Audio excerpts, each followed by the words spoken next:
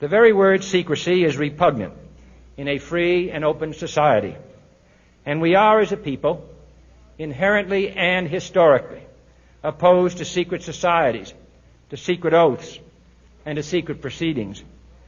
We decided long ago that the dangers of excessive and unwarranted concealment of pertinent facts far outweighed the dangers which are cited to justify it.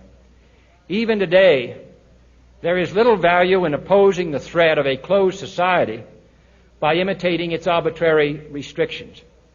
Even today, there is little value in ensuring the survival of our nation if our traditions do not survive with it.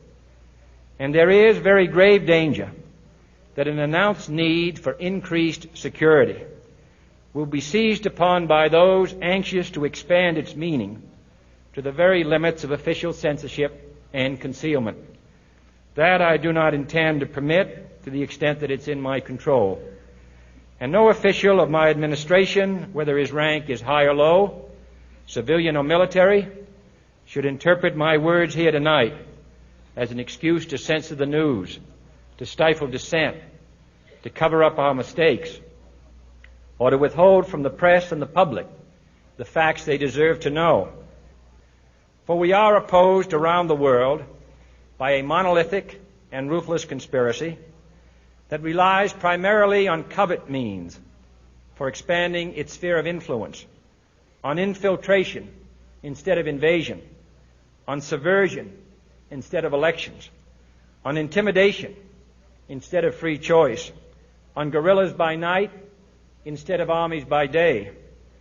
It is a system which has conscripted vast human and material resources into the building of a tightly knit, highly efficient machine that combines military, diplomatic, intelligence, economic, scientific, and political operations.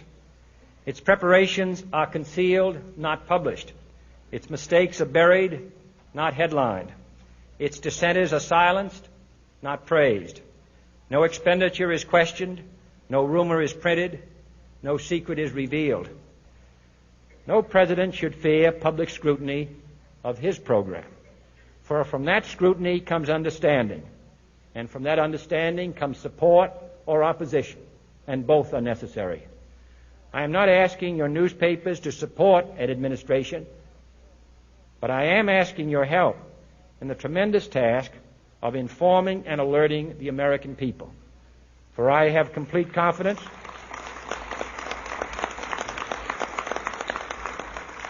in the response and dedication of our citizens whenever they are fully informed. I not only could not stifle controversy among your readers, I welcome it. This administration intends to be candid about its errors. For as a wise man once said, an error doesn't become a mistake until you refuse to correct it. We intend to accept full responsibility for our errors, and we expect you to point them out when we miss them. Without debate, without criticism, no administration and no country can succeed, and no republic can survive. That is why the Athenian lawmaker Solon decreed it a crime for any citizen to shrink from controversy.